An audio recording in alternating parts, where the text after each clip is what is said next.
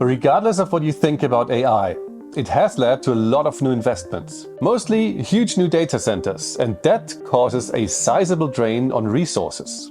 And for some reason, the most dominant talking point has been water consumption.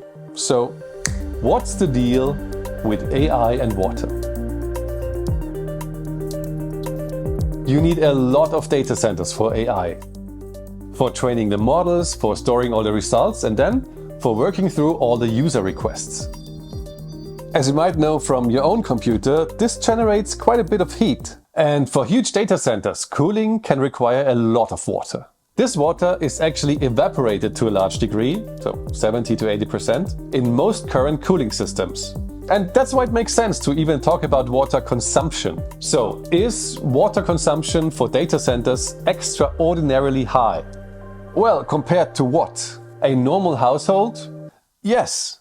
Industrial production? Not unusually so, no.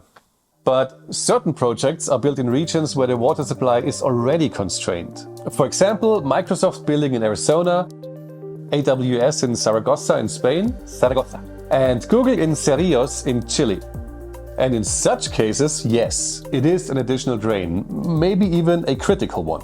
So water is not an inherent, general problem with AI. Agriculture is far more significant, as are some other industries.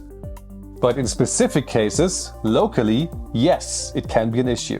Contrary to electricity, you cannot simply add water, you cannot simply build another river, nor can you distribute it easily through a grid.